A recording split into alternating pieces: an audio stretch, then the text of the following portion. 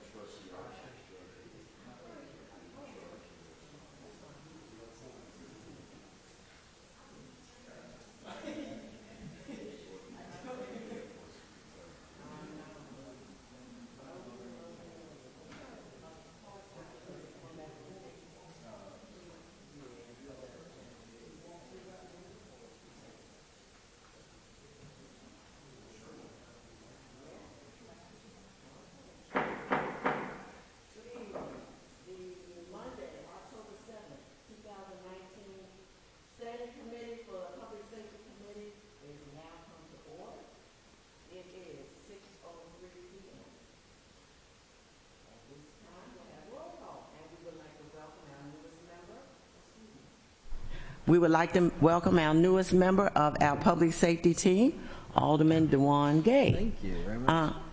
Oh, sorry. Alderman Gay, we're going to take the liberty if you'd like to make some comments right here in roll call. Absolutely. I'm just excited to be a part of the Public Safety Committee. I'm a criminal justice major, so this is something I'm extremely interested in. So I look forward to, putting what I've used in the last 3.5 years of college to use here on the council, and vice versa, using some of this as experience and schoolwork and all that. So I'm looking forward to it. Good. Welcome. We're glad to have you. Alderman Payon. here. Welcome, everybody. Looking forward to this meeting. And welcoming Alderman Gray. Okay. That too. Gosh. Anyway, approval of the agenda. Do I have a motion to approve the agenda? Madam Chair, I have had the opportunity to review the agenda, and it appears to be, how should I say, not exactly overloaded, but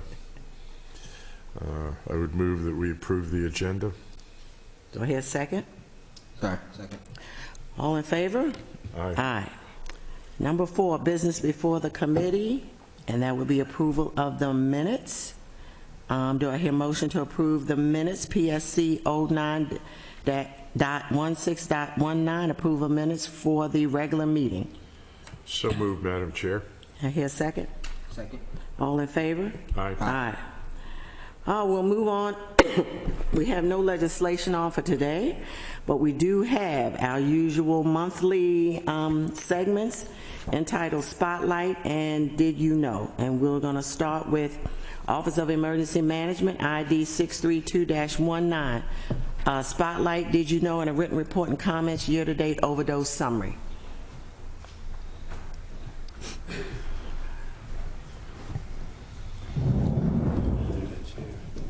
Good evening to everyone. Always a pleasure to see Mr. Eads. Always. Good evening. Good evening. Chief Simmons, good to see you, sir. Not a pleasure to see anybody else. It's always a pleasure to see the other two. Kevin Simmons, Director, Office of Emergency Management. I'm with Robert Eads, community activist, and Claudia Jackson from AA Power, and you'll hear from them shortly. So, Madam Chair, if you'll indulge me, I'd like to change the order and do my overdose first. If you Certainly. So you should have OD-free Annapolis bi-monthly overdose report. Everybody have that? Yes, sir. Do we need to, any other copies? No, I think we're good. Okay, let's do the rundown on that.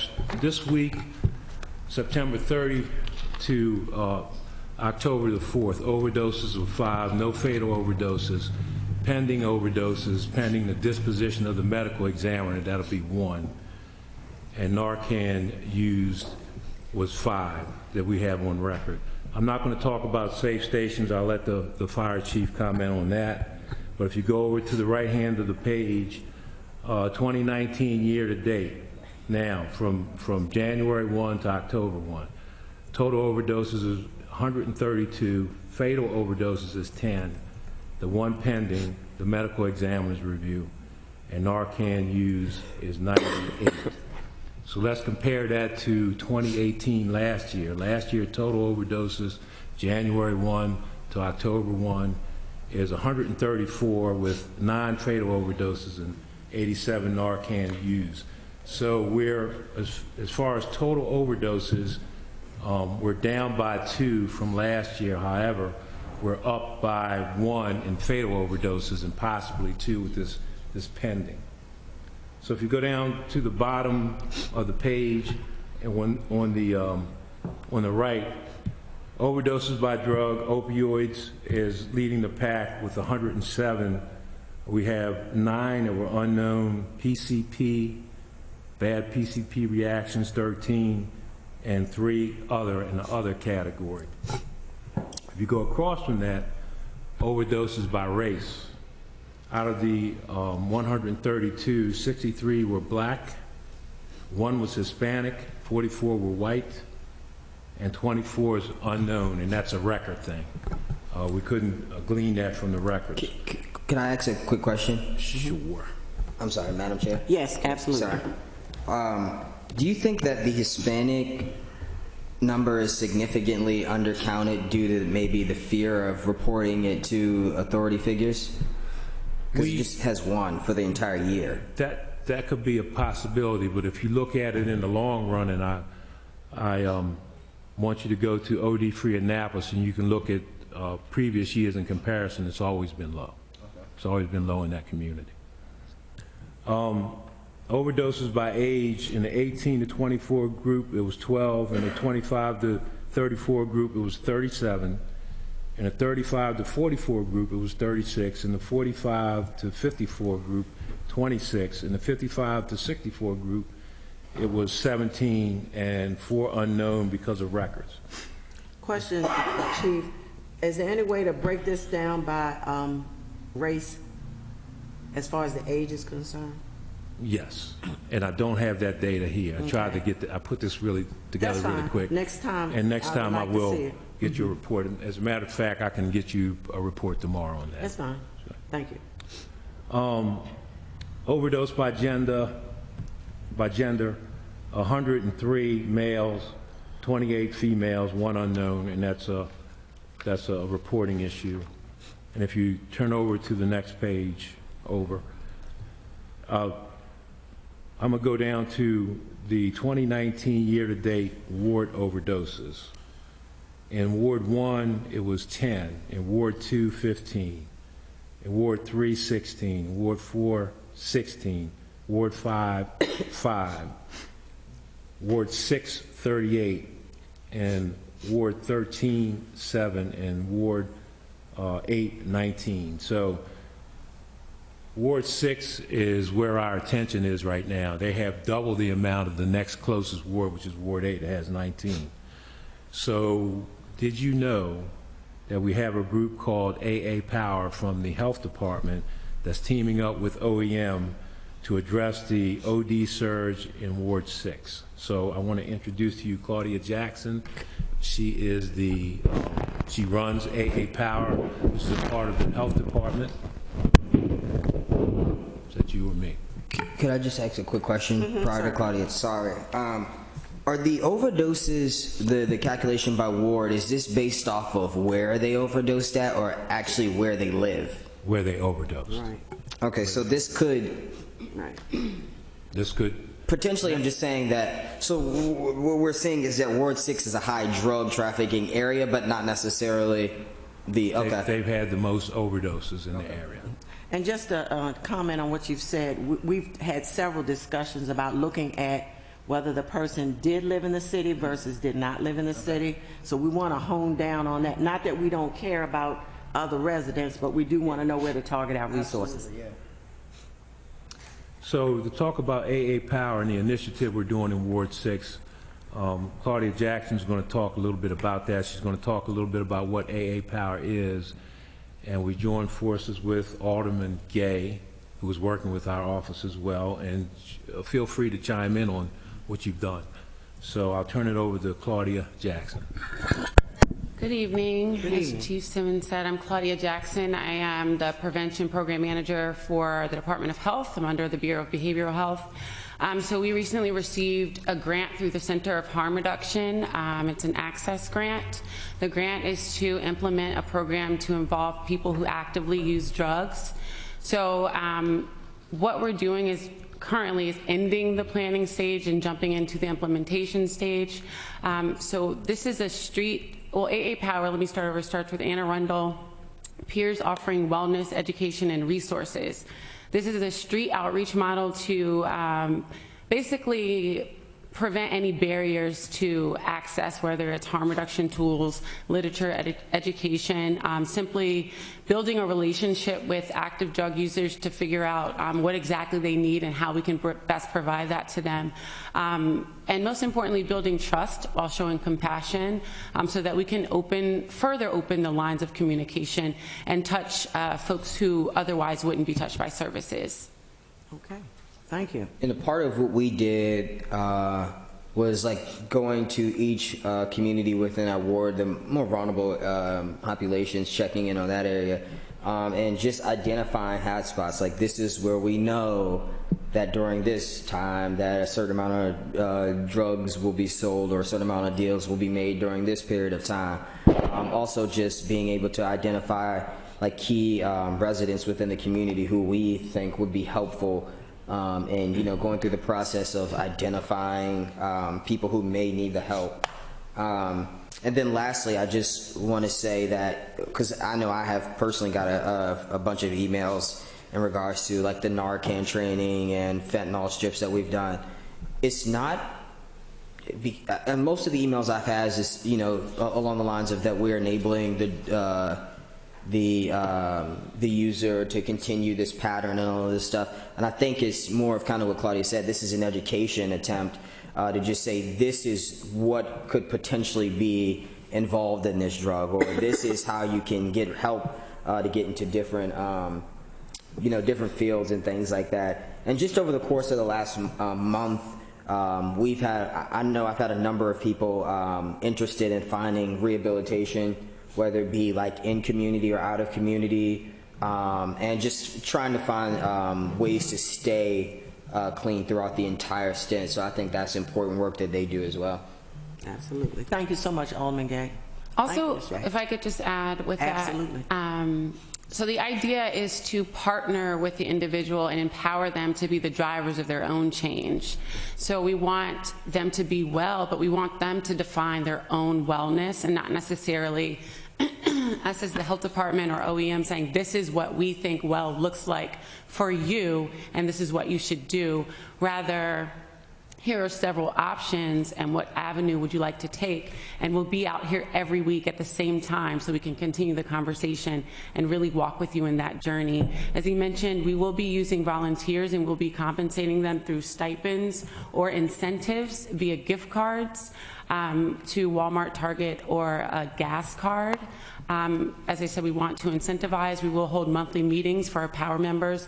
At those meetings, we will have trainings, whether it be on-the-job training, interview training, or anything that a person may be interested in that could help them matriculate back into what maybe their goals are. Okay. Question. Sure. You indicated that the person is going to determine their own wellness. Give me an example of what that might look like. So if Claudia, if I come across Claudia and I'm holding a conversation and Claudia says, I actually don't want to stop using drugs, but I don't want to die. So in turn, we would offer them Narcan, fentanyl testing trips, give them a little bit of education because they're not ready, and we want to support them in wherever they are on their journey. They may never be ready. Using drugs may be their choice for their entire life, but we want to provide or assist in providing a quality of life. And what does that look like? How can you achieve whatever these things are, and follow up with you each week? And maybe you would get to the point where you want to go in a different direction, and we can help you at that level as well. Do you work with the person's family if they say, yes, you can work with my family or talk with my family? I know there's a HIPAA requirements, but I didn't know how the family might be integrated into this. So we can offer them resources and the family resources. So what it looks like is we'll set up a table at each location that Alderman Gay mentioned, and we'll be there at a certain time, the same time of the same day every week. So the schedule just kind of repeats itself, so people can get used to our schedule and us being out there. And if family members show up and they say, hey, we're interested in services as well, then we can absolutely get that information to them. Also looking into having other peers that work for the health department that may be more skilled and more educated in those specific areas to come out and talk with the family, and introducing them to family peers as well. Okay, fine. I mean, I'm looking at Ward 6, and yes, that is definitely a point at which we need to address. But I'm also looking at 2, 3, and 4, and 8 as well, and 7. Is there some opportunity for your services within the other wards? I'm not trying to take away anything from Ward 6, but I'm just asking, do you have the resources within the county health department to look at other wards? Absolutely. And as we build capacity, we'll certainly be able to expand the program. Okay. Any timeline? I'm not going to hold you to it. I do not have a timeline to expand. Right now, we're starting with Ward 6 and also a couple of areas in Brooklyn Park and Glen Burnie, utilizing the library as a source of communication. It's kind of a safe haven, so it's a good place to start. But we would love to expand. Okay, great. Thank you. Okay, go ahead. Sorry. So we have like the fentanyl strips and the Narcan for heroin overdoses, but the second highest and the second highest in my ward is PCP. Are there any medications or drug alternatives that can be used to help with that overdose as well? Not that I'm aware of, Okay. but I can certainly get back to you. So, Just so we could see if we would be interested in even investing in something like that. so that's been on my radar screen. And we have Dr. K, who's the new health officer, and I have yet to speak with him. I think if you follow protocol, he's going to meet with the mayor, as he well should. He just got here. So once he's done with the mayor, and I think they might have already met yet, I'm not too sure, but I should be his next person that he talks to, so I'm going to reach out. Maybe. Dr. Nylish, last name begins with a K, I can't pronounce it. He reached out to me. I have a meeting with him tomorrow morning. Great. Well, then you can put the bug in his ear, because Absolutely. we've been kind of waiting for him to get here. This PCP has been on our radar screen for a while, and we want to kind of get with him and develop some type of strategy to combat that. Yeah. I've been to about 4 events over the past week and a half, and he's been to every last one of them. Yes, he's been pretty active. Very person-centered. Yes. Very impressive. Any questions, Alderman Paoli? None. Alderman Gay, anything else? This is, again, I'm sorry. I don't even, this is just a general question. What is actually in PCP? Is it, like, is that something that, like, is there like a main component in it that we are aware that triggers? Again, we'll probably talk about this like in the next couple of days, but just trying to find out if there's something in it that sticks out noticeably that we could kind of get an edge on or something like that. Well, I'm going to defer to my police brethren, who may know a little bit more about that. Anybody understand the ingredients of PCP? Is it still embalming fluid type? Yes. Yeah. It's, Yes, it's still, yes, it's a chemical, it's not an active plant. Right. right. And I don't want to say for sure, but embalming fluid is one of the ingredients. Okay. I will definitely look that up then. Phencyclidine.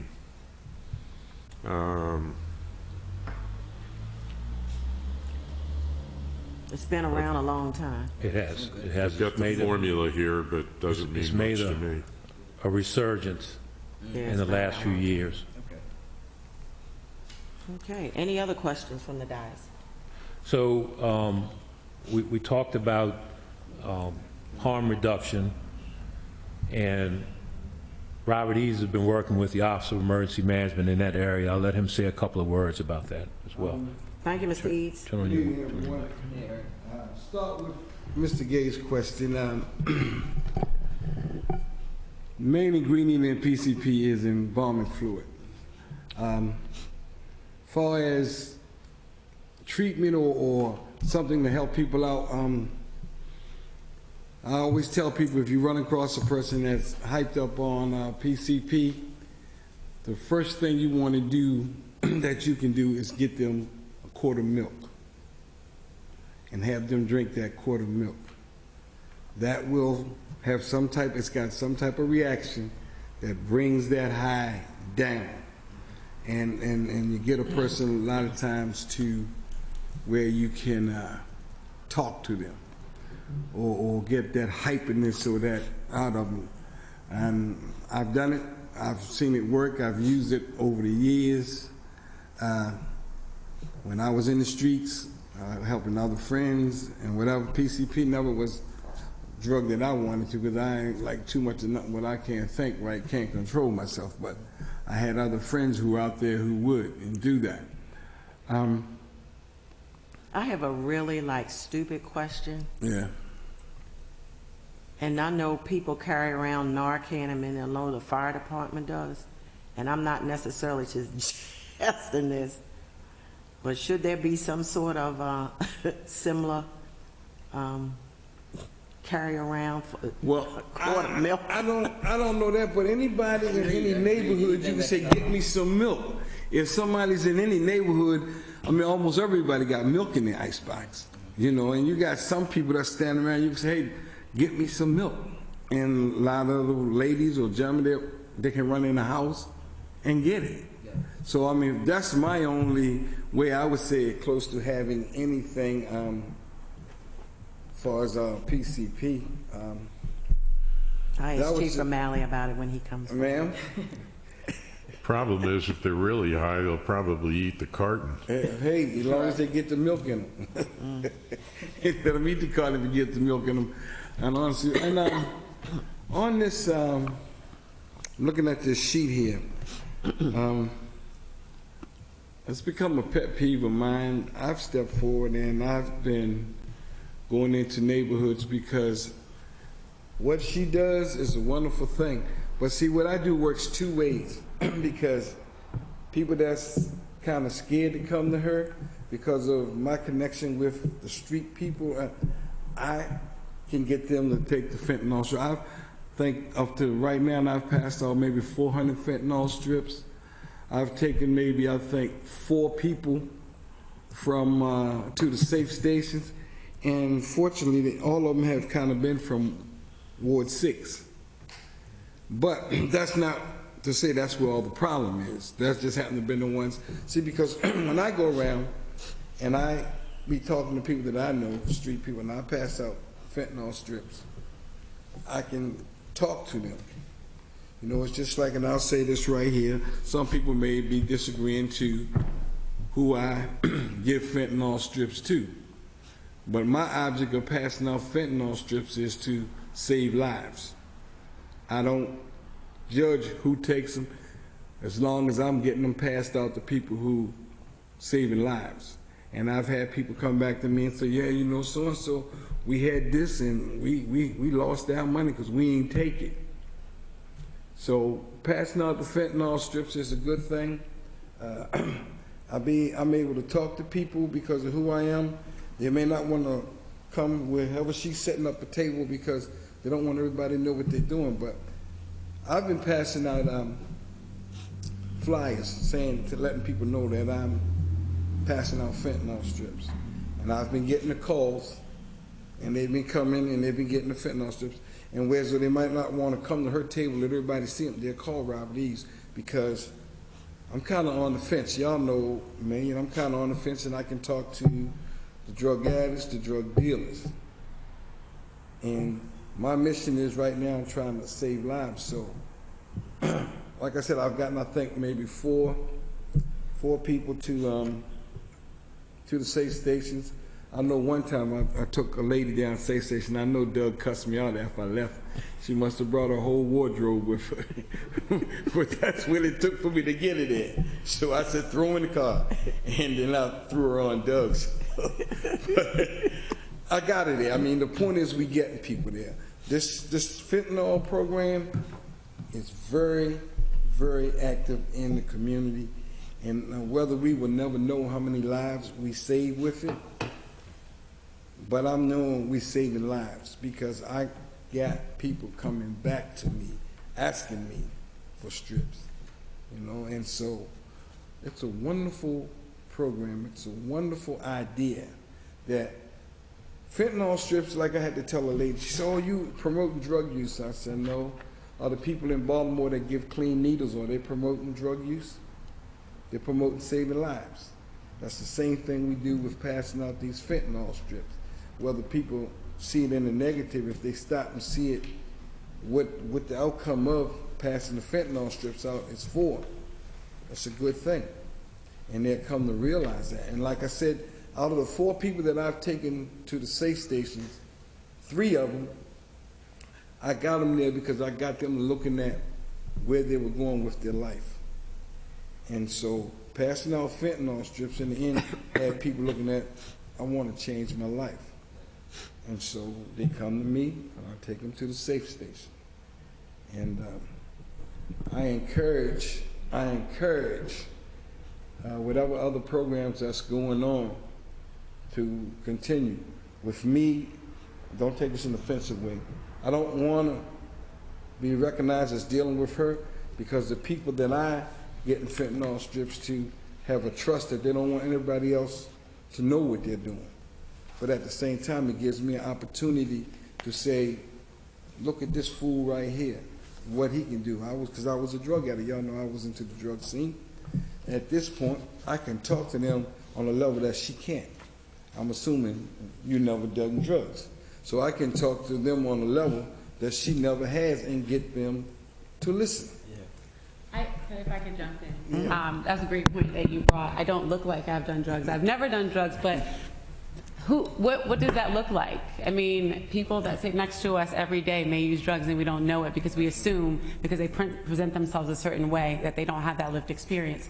Another point is it will not be me out there. It will be people that are peers, people with lived experiences that can have that ability to connect in a way that I cannot. Yes. So we do recognize that. And that's the point I'm making, what you just said, because we don't know who. As when I was a drug dealer, most of my high-class customers, you would never know who. That's why I'm saying I can get people to listen to me that don't want other people to know their business. So that's the point I'm trying to make. So we're on the same page. Yes. Don't get me wrong. I think the point we're trying to make is we need everybody. Yes. Wherever you come from, whatever you do, however you can connect with a person, it doesn't matter who it is. Yes. That's what we're looking for, and we need everybody to be We're on able the to do same that. page. Oh yeah, definitely. I know that. Yeah. Quick question. Really. Yes, sir. So there's 132 overdoses this total overdoses this year, 98 times Narcan use. We've seen those statistics. Do we think we're at the point in particular in Ward 6? I think we may be at the point where we start talking about safe houses that run on a kind of continuous cycle. What do you mean by that? Explain what you mean by a safe house. Like safe injection sites, or even sites where they can just receive those. Because my issue with the safe houses, or I'm sorry, what is it called, the safe stations, is that that's still at some point you're going to a building of authority, which, although we've made it very clear to people that, you know, you won't be in trouble, you know, they're only here to do this, there's still that fear presented. So if we were to get a safe home in the city, preferably in Ward 6, because we have the most overdoses, is that something that either you would be interested in, or even the other members of the public safety team as something that they think would help out with this issue? When you say safe house, do you mean like a safe consumption site where people can bring their drugs, Yeah, use? almost like a safe injection site, yeah. Interesting. Could I respond to that? May I? Yes, absolutely. You go first. You're not going to get a big response from that. And you may get a few people come. I'm not saying you're going to get no response, but most people that's doing drugs, injecting drugs, they're not going to come to a place that's set up because they feel as though their business is out there. And the first thing they're going to think is the police know who they are now. That's a fear that's going to come about. And I'm speaking on that particularly from an ex-drug user and an ex-drug dealer, because the first thing a drug dealer is going to think, well, they need their fix real high, whatever. They're going to tell who they got their drugs from if they can go to this station and think it's going to help them out. And I'm telling you on the terms of how a drug addict would think. He doesn't think clearly. He thinks, if I get him some information, I might can. So if it's set up like in a structure like that, my personal belief is that it wouldn't be as effective. And that's just my personal belief. Yeah. And we just have to look at the research for something like this, and does it fit the city of Annapolis, does it fit Ward 6? Even when we rolled out the fentanyl strips, and we were one of the first ones to do that, we kind of looked what happened in Boston, we kind of looked in Philadelphia and some other places, and we decided that it would work in Annapolis, and we went for it, and we were one of the first. So anything's possible, but we need to look into it and research, do the And I research. think maybe a step before a safe consumption site would be a syringe exchange program and build on that. Like the gentleman here said, I think the most important thing to whatever our goals may be is to build trust, because if we don't have that, then we won't have anyone to show up for the services that we're trying to give them for all the reasons that he just listed.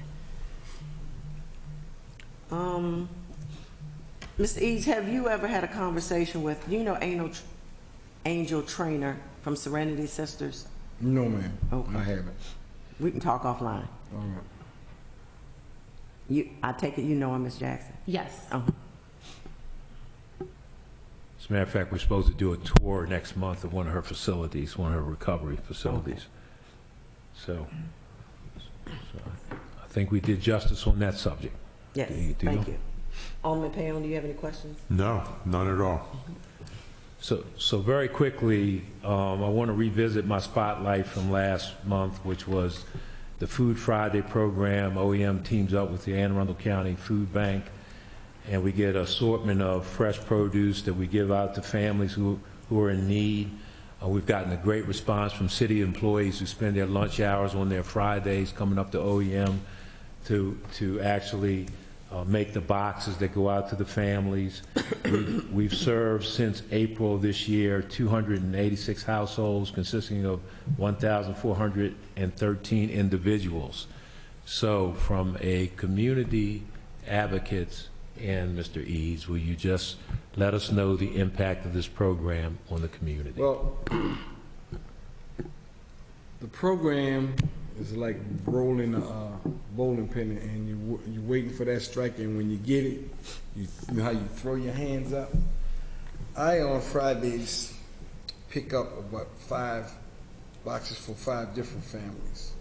I've in return given names to several other families. And the ones that I pick up for, they're kind of ashamed. They need it, but they're kind of ashamed they have to go and ask for it or whatever. Again, that's where I can reach people that put little trust in me because of the way I carry myself, things I've done in the community, and I deliver. And I constantly have other families, other people saying, "Well, can I get on the list?" And I look at see how many people in the family and whatever. And some of the little kids that I help out come by.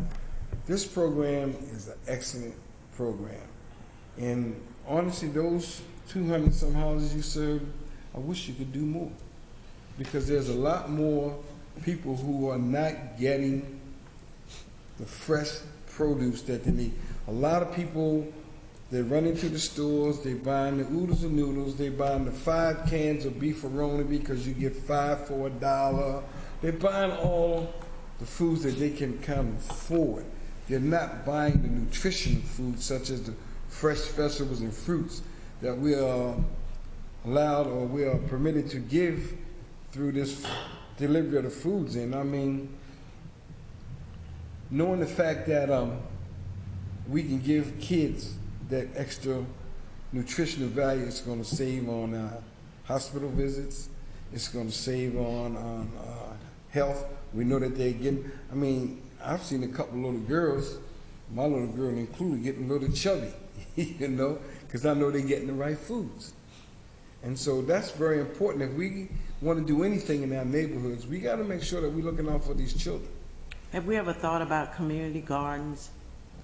There's nowhere in my community, you probably could have did that if they had. Did Ms. Bertina do that at one point? Yes, that's what I'm going to say. In my community, you probably could have done that one time, but when they came along and redid Old Bird Court and College Terrace, they just ate up all open space there. There's not, in my community, there's no space there. And Bertina did have a program kind of going like that with the rain barrels and and the growing their own food in it. And some people was growing on to it, coming on to it, but now there's in Ward 2 on my side, there's nowhere to do that. I'm on staff at a school in Hanover, an elementary school, and we just got a grant from the American Heart Association to do a community garden in our schoolyard. Just got it the past month. We don't have a schoolyard.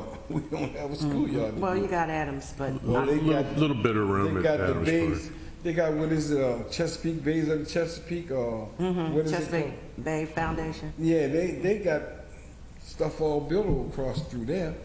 I mean, That might be a partnership we might want to look you at. probably could work. Say if you work something out with them. Work with I the mean, school system on it. I'm all for fresh air. I grew up. My grandfather and we grew up with gardens. I'm down on the old Annapolis, Lake Peninsula down there when it was considered country down there. We grew up eating food out of the gardens and vegetables, and so I mean. I know Miss Rita had talked about it even down at Woodside at one point. I'm all for fresh foods for the children, fresh foods for anybody, but if children go get fresh foods and meals and then they go to school for a little sharper, brain because they're not hungry. They're intent on studying, and when you got the proper nutrition, you got more room to study. You got, yeah. This program is excellent. I mean, I would, like I say, I wish you could do a little more. And I know you do a lot, don't get me wrong, but I'm just saying how good the program is. I know that Pastor Menendez, through her youth clubhouse, is trying to begin a community garden. I think she's actually in the implementation stages of that, so that'd be a good In contact. Robinwood? Yes. Okay. So, and I've had an opportunity to speak with her. We have 2 community gardens set up in Eastport. The issue with that is funding and accountability. Because once you start the project, whichever agency it may be, they have to stay the course and work with these residents to get it done. So I think it's a great idea, though.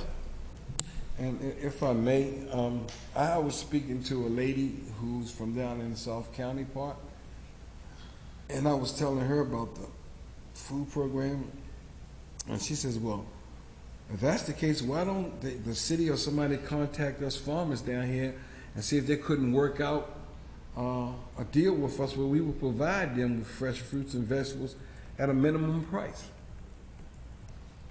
Okay, that's worth exploring. We'll get the contact information. Okay, and now that our county executive knows a lot about farming, that might be a perfect opportunity for us to pursue that. So is it any other questions for the Office of Emergency Management? No, thank you. Any questions on that, Pam?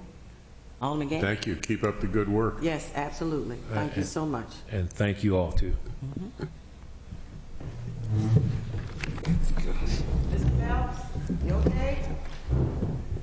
I'm looking at it, I'm downstairs, little pieces. Okay, you have to hold out. Okay, all right. Okay, next on the agenda is ID 63319. Annapolis Fire Department Public Safety Spotlight. Did you know? Written report and comments year-to-date overdose summary.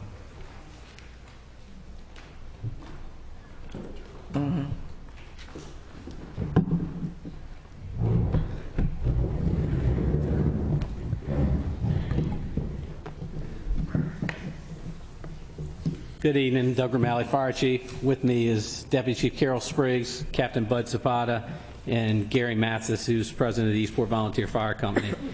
Thank you so much, gentlemen. So just to cover part of the previous conversation, there is no medication that can be used for PCP overdose. So that there's nothing out there for it. It's not an opioid, it's not cocaine, so Narcan is not good for that. A lot of the PCP overdoses are very violent. With that comes people that sometimes can be described as superhuman strength because they fight you a lot. And what we do is we treat the symptoms. So even if they have to be restrained, we make sure that they continue to breathe, their heart continues to keep pumping and things like that. But there is no known medical treatment for it currently. And the milk, I'm not sure why that works. I can tell you that our medics have been on multiple calls where people are pouring milk down people's throats. It works? They believe that it works. We don't recommend it. It's not a medical treatment that's in the protocols. So I can't tell you that it doesn't work because it's sort of like some old wives' tales where people older than me and wiser than me can do stuff with home remedies that help you. So I'm not sure.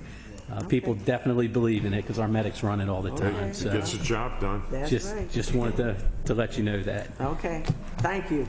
So for us, our spotlight is, there's a packet up there with you, but in that packet, there's this nice picture of this shiny red and white fire engine.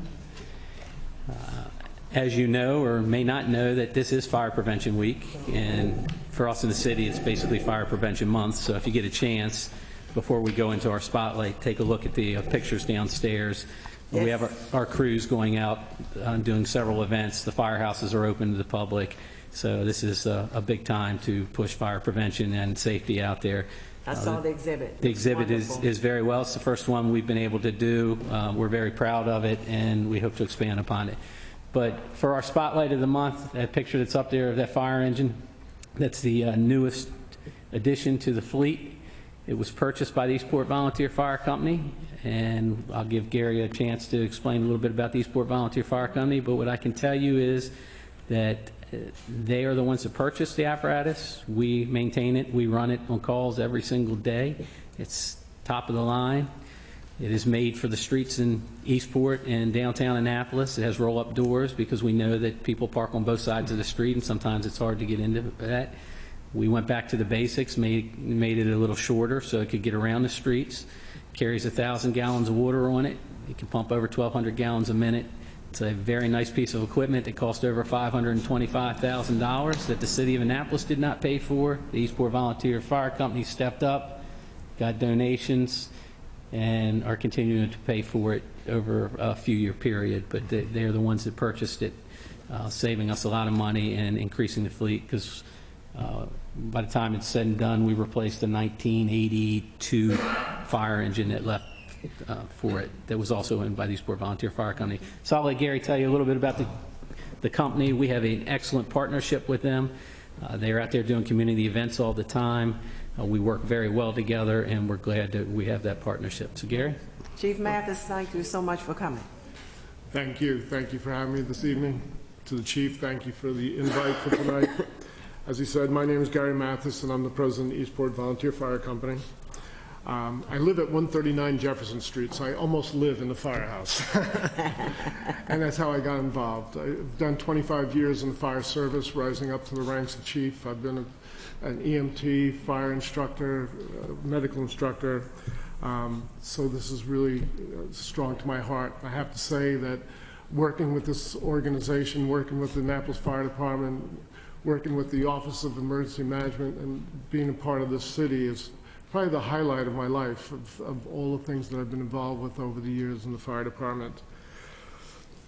As the chief said, Chief Stokes had reached out to us, I guess almost about 2 years ago, to start talking about the possibility of purchasing an engine. The Eastport Volunteers were thinking about replacing the truck at the time, but Chief Stokes, Chief O'Malley were able to convince us that it was more needed, and again, with my history in the fire department, I was easily swayed that that was the need.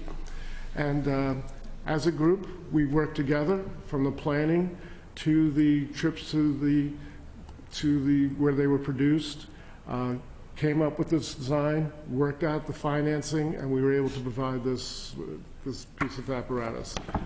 And as you notice, in Eastport, the trucks are red and white, and that's because all those that you see there have been purchased over the years by the Eastport Volunteer Fire Company, from the ladder, the tiller truck, the 2 engines that are presently working there, the 2 medic units. Matter of fact, when we provided the city with the last medic unit, we were even awarded an honor from Anne Arundel County for our volunteerism of providing towards the safety of our community.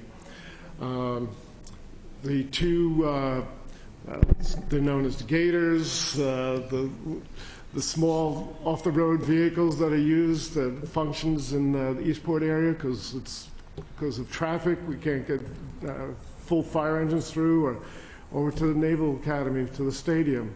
Those vehicles were purchased by the Eastport Volunteers. The utility pickup truck, so that we can make sure that ambulances can get to fire scenes during snowstorms, or to be able to respond down to the fireboat. Those are all things that the Eastport Volunteers have been able to provide. And if it's not apparatus, sometimes there's reach out for equipment, and we bought a heart monitor for the city. So there's all things that we've worked for. Now, the history of Eastport Volunteer Fire Company goes back a long ways. And it was a true volunteer fire department. There was a true amount of members that responded to the fire calls and emergency medical. There's members of long standing with the Eastport Volunteers that have grown into the Annapolis Fire Department, as Chief O'Malley, as Chief Stokes' family. We're all proud members of the Eastport Volunteer Fire Company. Over the last couple of years, the company was dwindling in size. It was down to very few members. I took over as president 2 years ago and saw right away that there was need to do more within the community to get people involved, to get their spirits up, to want to do something. And I know you have seen some of that action. We are growing fast. And our members, we're basically administrative. We don't fight the fires. We don't ride the trucks. But we're there to assist, whether it's purchasing of the fire department engines or just assisting it when there's bodies needed to go out and greet the public or to train the public. We're there to help. Our members are made of, we have a ex-professor from the Naval Academy as a member. We have nurses. We have some ex-teachers. We have some government employees. We're made up of a lot of different people that bring a lot to our committee. And the more that we get involved, the more the group gets excited and we're able to get people to join us. This past year, we've done such events as well, the fun events, the .05K, you know, the tug of war. We participate and then do a lot with the 4th of July Children's Parade. This summer, we helped out with the Backpack to School Days. We even brought a fire safety trailer to that day so that the families could get a little bit of education while they were waiting in lines to get all their supplies. We do have, Chief had mentioned that we're into Fire Prevention Week. It's actually Fire Prevention Month. And because of all the events that go on in Annapolis for the first 2 weekends, i.e. boat shows and football games, Eastport Volunteer Fire Company, along with the Annapolis Fire Department, will be sponsoring a Fire Prevention Day open house at Station 36 on Saturday, October 19th from 10 to 2. And we hope that you can all come and see what we have to do and see how we are reaching out to our neighbors to help them. That was, I'm sorry, I missed the date. Saturday, October 19th. Oh, okay, cool. Can you send us something Yes. Yeah, to all okay. the council? Okay. Thank you very much. Thank you. We'll get that out. So with that, I just want to say, and I've already mentioned it, that I'm proud to be serving in this capacity. I'm proud to be working with my team here, with the team of the Annapolis Fire Department, Office of Emergency Management. We've done a lot of events with them too, including we'll be participating in their next large event that they have, the training. We'll be a big part of that. So again, thank you for your support. And if anybody reaches out and would like to join us, you know where to reach me. So Thank you, Chief. And the other thing was always impressive, whenever we have a conversation, is the children's responses to what you do in the community. And because you're in Ward 6, and I don't know how much conversation you've had with Alderman Gay, but I've been really impressed with the interactions that you've had with our children and our youth in that community and the outreach. We are very thankful and grateful for what you all do and what you continue to do and what you will do for our communities as well. Well, thank you. And the Alderman Gay and I have been friends, acquaintances for quite a while, and we've talked about various things, and we've set goals that we want to reach, and we are taking care of those things. Thank you. Thank you so very much. Alderman Gay? Let's respond, just kind of off topic, but I guess since you guys are here, I can ask. Where are we at in terms of like increasing the diversity amongst the department? And also, would you be able to walk me through the steps of, like, it's to my knowledge that you guys don't have like an intern program, but people can kind of like tag along to get an idea of if they want to be involved in the fire process? So currently, we are very proud of the diversity in the Annapolis Fire Department. When you factor in all the protective classes, we're about 33% diverse. So we continue throughout our hiring process to make sure that we have a diverse group. We're proud of that. It is correct, we do not have an intern program. The closest thing to that would be is something to partner with the volunteer fire company. We're looking at, Chief Spriggs and I are looking at several aspects. It's been brought up a couple of times, but to move that forward, it's going to take some funding, personnel assigned to it, and because of our personnel numbers that it's very hard to do because you have to pull somebody to maintain that program. So we're willing to look at that. Anne Arundel County at one time had, through the VOTEC program, had a firefighter program you could do your senior year. That went away. We're going to revisit that to see where that failed and why, and see if that's a possibility also. But currently, we're in the hiring process now.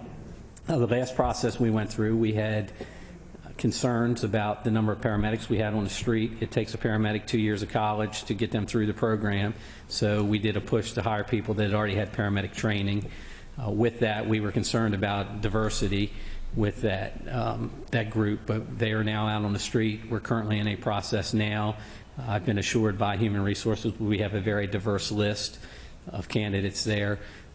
And this next budget year, we're going to bring forward a way to recruit, because we have recruiters that'll go out and talk to the community. We have recruiters that can also do ride-alongs, but it all takes funding to do that, and currently we're not funded for that. So to get somebody off the street, it's hard to do. We've done a lot of lateral programs over the last few years. It saves the city a lot of money, but we're not bringing people in that aren't already trained. And some of that's because we don't have our own fire academy.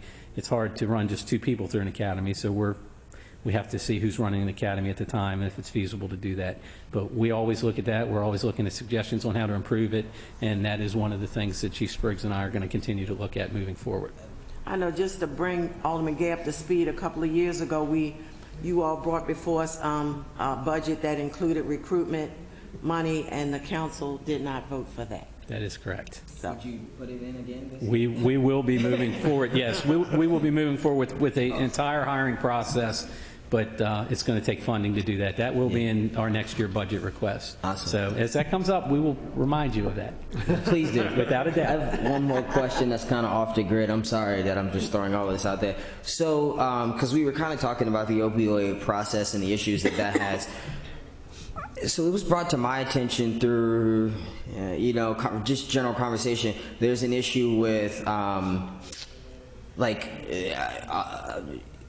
firefighters who would be interested in, receiving alternative care other than like opioids to deal with like pain management and things like that. So where do you guys stand on like CBD use within the department? And I mean, even THC use, which I know is like completely looked at, especially wrong, dealing with heavy machinery right now. Yeah. But would you be even open to like creams or like gummy CBDs or anything that could kind of loosen the pain and kind of move our public safety officials away from opioid usage to deal with pain management? We have to look at that issue. We've been talking to HR, or Human Resources, about that because the questions come up. Currently, anybody that's using any type of marijuana or substances related to that could not be working currently while they're on duty. So, and actually, they still can't while it's off duty either. I mean, it's not. You said they could. They couldn't what? Currently, they would not be working while they were taking those medications, even if they are prescribed. Oh, okay. So, wow. Yeah, okay. Yeah, it's not while they're working, without a doubt. And you do have to remember, you're talking about major pieces of apparatus, equipment, saws, going into a burning building where they can't see. There's several aspects of it, and they can't be using medications at the time. Anybody that's using a narcotic or any pain medicine also is not on the job at the time. They would be on a modified duty assignment. They're required to tell us that. So we know that that's going to continue to expand over the years to come, and we will continue to address that and look at it as it comes up. One thing I want to go back to the recruitment part of your budget. I would hope that the 3 of us here as the public safety team at least have 3 votes for that, and we can solicit and lobby 2 other at least. And I would assume, and I'm going to assume, that the mayor would be supportive. So 1 more vote, I think, would do it for you. So we're looking toward that. Very good. I don't want to speak out of turn. Well, we understand how the budget cycle goes and priorities. I know I did. That's why I said I don't want to speak out of turn. We understand the priorities, so, but it is a very big challenge, and actually you'll see even with the current process we're getting ready to hire that we're not funded for it, and there's going to be a request going to the Finance Committee to get some funding for it, because our budget's not going to be able to support what we have to do to hire, but we've got to hire the people without a doubt. And Alderman Payon's on the Finance Committee. And I had passed a couple of names on to Deputy Chief Spriggs, that 3 young ladies that came to the hiring event last year. So I don't know what the situation is now with them, 3 sisters. I passed those names on to our recruiters, and so they either have been or will very shortly be in contact with them. Okay. Again, that would be for a future hiring process. Certainly. Only because we're currently not funded to hire new untrained individuals. But those names were definitely passed along the night that we received them. Thank you, I appreciate that. I don't know, you guys might be competing with bike lanes going in the wrong direction, so. We understand. So for our Did You Know segment, Captain Sapat is here from the Fire Marshal's office. He left you a little presentation up there you can just flip through. He's not going to take a lot of time, but he just wants to make sure you understand what they do from the Fire Marshal's office. Absolutely. And they do a lot. Public education, public outreach, some of our public information, it all comes out of our Fire Marshal's office. Absolutely, thank you. Well, good evening. Good Again, evening. my name is Captain Zapata. I'm with the Fire Marshal's office. And I just want to talk just briefly about what we do. Our biggest goal is to make sure the citizens and visitors and workers of this beautiful city-state are safe at all times. The Fire Marshal's office go from inspections, plan reviews, to enforcement of fire codes, and along with site visits to verify compliance. We do public education and public information. Currently, the Fire Marshal office completes over approximately 2,000 inspections annually, along with re-inspections with the assistance of field personnel. We have reached approximately about 15,000 citizens through our public education program using social media, assisting children through our juvenile fire setter program, and station tour visits at our nearby schools as well. Again, inspections are a vital part to ensure safety and prevention. Our team also inspects family daycares and daycare centers. We have various tests that we do at different construction sites, building for single-family dwellings and also businesses. We also enforce the fire code, making sure that all are compliant. We do plans review for sprinkler systems in both commercial and residential, and we also work along with our inter-department agencies to preserve the city of Annapolis. With the public education, we do not only just show our fire apparatus when we go to these events, but we also educate our children through various programs through each grade level when requested. We also have a fire extinguisher prop for those that want to learn how to use a fire extinguisher. We have that as well. Our goal right now is to continue that work, going to our different faith groups, civic groups, and other organizations, and going to their meetings to be able to help them and educate them as well in the near future. Again, our department is committed to excellence in all areas of the fire department. It is our due diligence to enforce safety in all that we do. The safety of our citizens, visitors, and employees is our utmost priority. But in conclusion, the Fire Marshal Office exists to continue to serve the citizen and maintaining it safe for many years to come. Fine. Thank you so very much. I believe Alderman Payon has a question. Thank you. Do you work with planning and zoning when remodeling and new construction comes along in terms of inspecting and giving the okay? That is correct, sir. Do you, I've got to tell you that I hear complaints from time to time, mostly in the past. I haven't really heard them very recently, but I think the complaint was that there's only one person that does this, that they're hired under contract part-time, and sometimes it's 1, 2, and 3 weeks before they get out to a site, and construction is halted in the meantime until they get the appropriate permits from the fire department.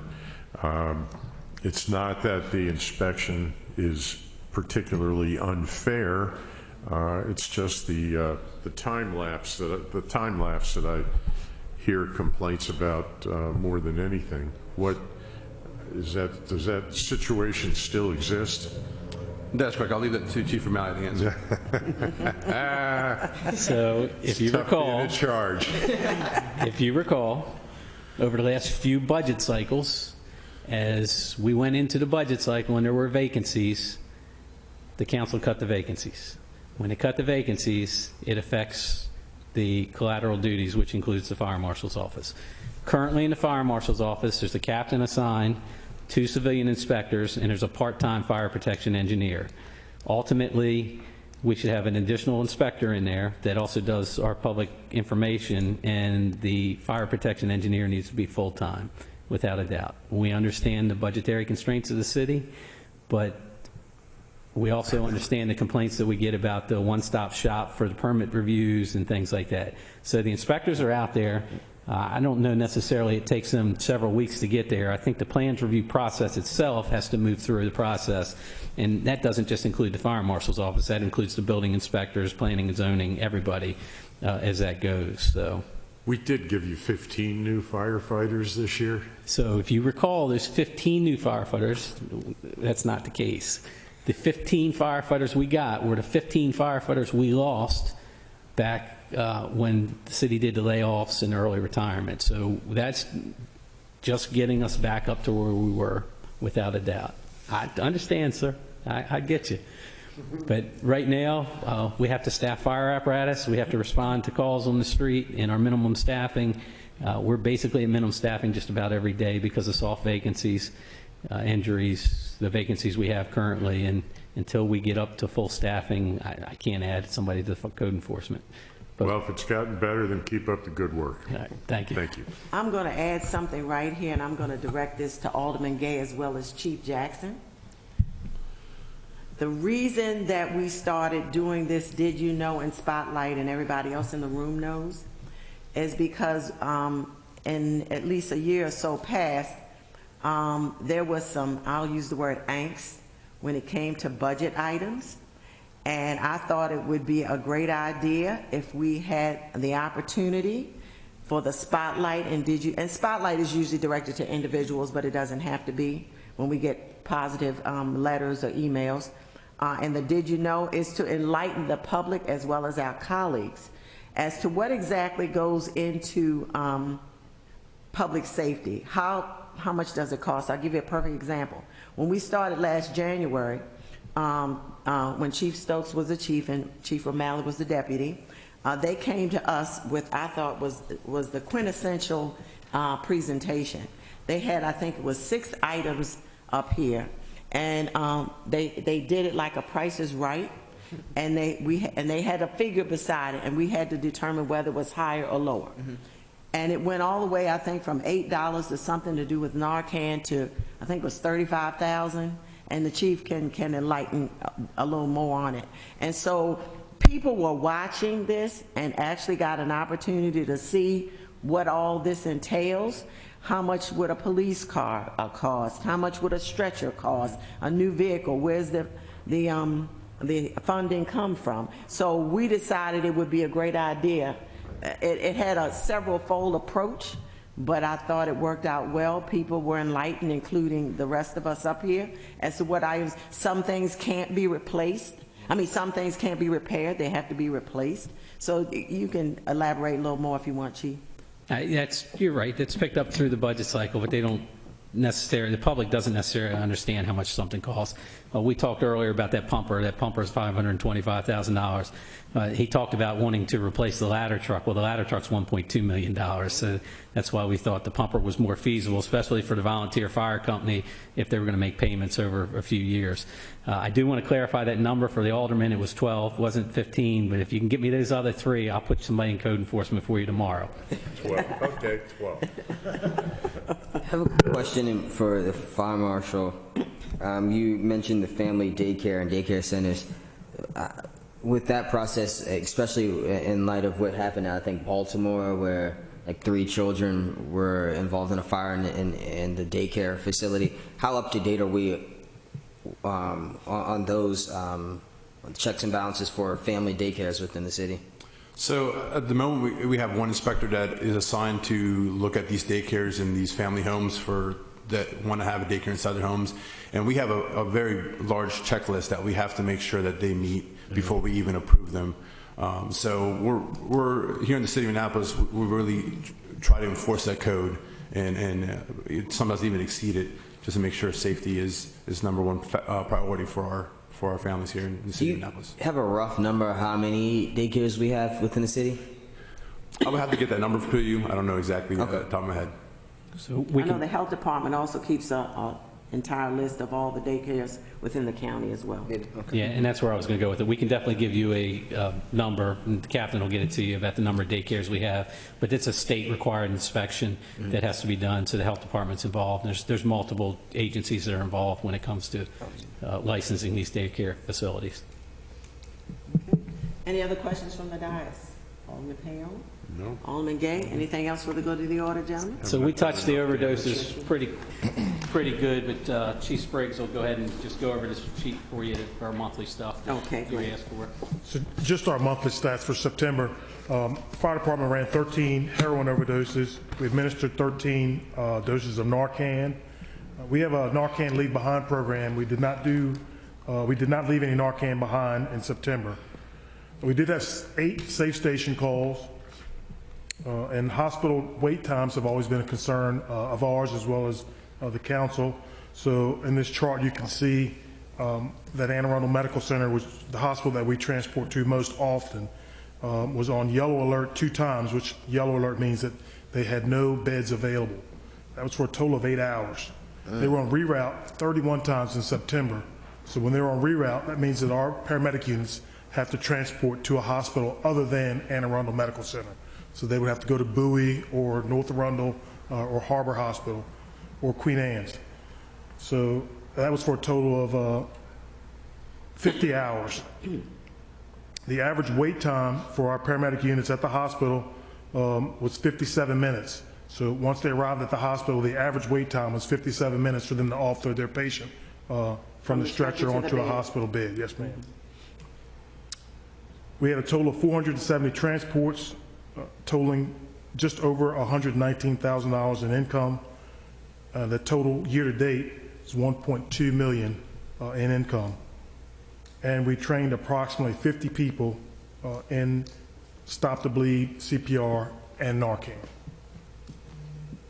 I know we had a meeting with the Anne Arundel Medical top brass a few months back. Is there a need to continue another meeting, or what are your sense? So we've continued those meetings. I know you were in attendance with the one. We've broken it down into a smaller work group. They had a meeting as recently as Friday. Okay. And so we are improving on our wait times, our hospital wait times, and we actually are working on some other programs with alternate facility transports, which we applied for a program this past week to receive state approval, and some telemedicine programs. So we are working to decrease those wait times. Okay. What I also would like to do, and I think I've mentioned it to Chief Simmons, but to have, I guess, maybe meetings every other month with police separate, fire separate, and OEM separate, and maybe quarterly meetings with everyone together, just to make sure kept abreast of what's going on and kind of what you see as trends, what we need to work on, do we need to do A, B, C, that sort of thing. So just to kind of put it under your hat, Chief Jackson as well as Chief O'Malley, and I will mention it again to Chief Simmons, maybe those every other month meetings separately, but also the quarterly meetings with you all as a group. Does that sound feasible? Sure, that's fine. Okay. So the hospital wait times, we're working with the county, fire, plus the hospitals. We're doing a better job tracking it on our end, without a doubt. The hospitals, like Chief Spriggs said, we're meeting with them on a regular basis. Good. We also know that the flu season's coming. The hospitals know that it's going to be another heavy flu season. So as we continue to move forward, we don't really see any relief until after February or so to do February, March. And we understand that. The hospitals also asked us to, continue to monitor what we're doing. We go over and help out when they're on reroute. We'll send a supervisor over there to help them manage their patients and move patients around if needed. But we don't see relief coming anytime soon. But we are working the situation. They're working it. It's no one single issue on any, it's not one person's fault, not one agency's fault. We know it's an ongoing concern. And Chief Spriggs and I just did some moves around in the department We moved the person in charge of EMS. We put a battalion chief in there that's got a diverse background in it. His education is in emergency healthcare services type of thing. So he's like jumping in this with both feet. So we plan on having some alternatives, without a doubt, working with our partners in the county. Great. Good to hear. Alderman Gay? Very quickly, could either you or Fred explain the financing process to me, and you guys can jump in as well. Is there not a way during like these peak seasons that we could maybe in the next budget put funding so that during like seasons when they anticipate you know, a higher level of calls, so they could hire like flex staff or anything like that? Or is that just something that you'd rather the full-time staff? No, not necessarily. We look at avenues on staffing every day. We also, if the call volume gets heavy and all 4 of our medic units are out and the county units around us are out, we'll move people off of fire apparatus and put a medic unit in service. We'll actually pull people from code enforcement. The alderman may not like hearing that because they can't do an inspection, but we'll put them on a medic unit to go handle the emergencies. We know what our peak times are, our peak seasons. So it's all a budgetary thing. We're looking at that through the process here, and it's probably more of an overtime issue than anything to be able to do that. Okay. Alderman Payon, any questions? No. Okay, Alderman Gay, any more? All right, thank you, gentlemen, so very much. We appreciate all that you do, continue to do for our city. Next up is ID 634-19, Annapolis Police Department. Spotlight, did you know, written report and comments, year-to-date overdose summary.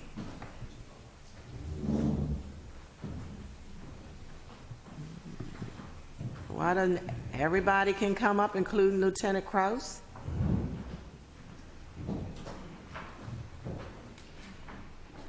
Got a full contingent all the way around today. Good evening to everyone. Good evening. Good evening. So much, Madam Chair, that's going on in the Annapolis Police Department. So many things. I think that the men and women of the Annapolis Police Department work very hard to improve the quality of life for the citizens of Annapolis, the residents of Annapolis. I'm very pleased at this juncture with many of the things that we're doing, and I'll just kind of run through some of them. I think, in keeping with protocol, I'll have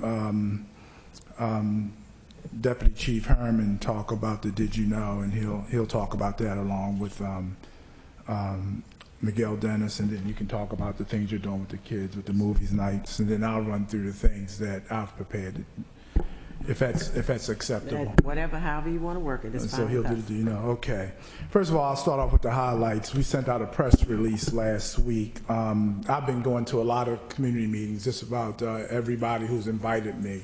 I haven't turned down anybody in my 60 days that I've been here. Yeah, and garnered some information. Most people have been very helpful. The reception has been wonderful.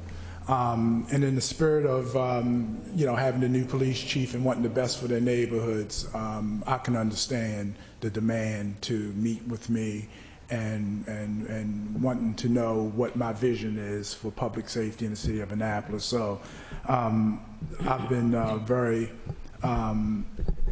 appreciative, if you will, of the information that I've received by attending these community meetings. And out of that, of course, the biggest complaint since I've been here, quality of life issues, of course, is the drugs and guns and all the issues that surround that, but also some other quality of life things that I'll share. So I'll start off real briefly. On the evening of September 24th, we did as a result of complaints received, we did an initiative. We started on the evening of September 24th, and it went through the morning of September 25th. Members of the Annapolis Police Department Drug Enforcement and Flex Units conducted an initiative at Harbor House, Eastport Terrace, and Clay Street communities in reference to illegal drugs and guns and non-fatal drug overdoses and firearm-related violence. As a result of the initiative, we were able to seize $1,400 worth of illegal drugs and a loaded handgun. 3 people were arrested, a black male, 26, another African-American male, 25, and a young man, age 18. One of the actors, the suspects, was a convicted felon who, by state law, shouldn't have been in possession of a handgun, so he was held in no bail status as a result of the arrest.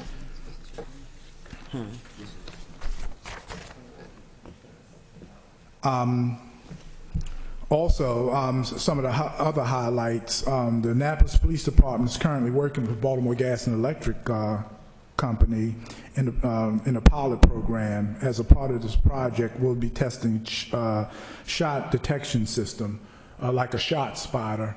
And the initial areas will be Harbor House, Eastport, and the Eastport Terrace community. This is one of many technological projects the Annapolis Police is implementing citywide. Sergeant Rick Pruitt, who's doing some security things here, is taking the lead, and he's a direct report to Deputy Chief Paul Herman. But there's a lot of other things we're doing in terms of assessing a lot of the soft targets in the city of Annapolis, particularly City Hall. We want to create an environment where it's still friendly, but also provide an added layer of security given the times and the threats that we live under. And Annapolis is a prime city to make a political statement by using, terroristic threats. And so we just want to make sure, as the police chief, I want to make sure that we make the city as safe as possible. Also, I'm delighted to report that there will be a promotional ceremony to be held here on October 21st, 2019, and it will be at 7 p.m. And I'm asking you, Madam Chair, if you would give a couple of remarks at that ceremony, if you would like. We would love to put you in the program as a public safety chair to give a few remarks. And it's going to be a promotional ceremony. We're going to award, give a life-saving award, and also present retirement certificates. We're going to promote 3 lieutenants, 5 sergeants, 4 corporals, and 15 officer first class. We will also present retirement certificates to about 5 people. And also the life-saving award will be presented to officer first class, if I'm pronouncing his name right, Kempton Urban, at the ceremony. Officer Urban responded to the 1000 block of Dock Street where a woman had tried to injure herself. When he arrived, the woman was bleeding profusely. She was hemorrhaging from the upper right portion of her arm. He immediately called the Annapolis Fire Department. And without hesitation, he placed a tourniquet on the area of her arm, which successfully mitigated the bleeding. It slowed the bleeding down. His quick actions had a direct impact on the survival of the woman, and we were told by the paramedics that had he not done what he did, it's a very, very good chance that she would have bled out. And so she survived, and she was stabilized, and so as a result of his quick thinking, attention to duty, we'll be awarding him at that ceremony the life-saving award. Also, another highlight is the mayor's vision to create a police athletic league, to bring it back to Annapolis. Annapolis once had a police athletic league, and I don't know the history as to why we don't have it now, but I feel that if we're going to provide public safety, especially in neighborhoods that are in need of services, then it's a great opportunity to provide young people an opportunity, and I'll talk about that because I don't know exactly how that's going to look. I know we've talked about a boxing team, for boys and girls, a basketball team. And my vision, my personal vision, is to also create smart sports, like teaching kids how to play chess, to help enhance their cognitive skills, to also use the PAL Center to address a lot of other needs, like filling out FAFSA forms for college, or enrolling in community college, or providing some life skills at the PAL Centers as well. And I did meet a couple of weeks ago with Lynn Farrow. We went to the Anne Arundel County Department of Health, and they procured a grant. We were awarded a grant of $25,000 to start up the PAL program. I like for us to be a registered PAL site. We're an accredited organization. A lot of agencies have PAL. They call themselves PAL programs, but they're not chartered as such.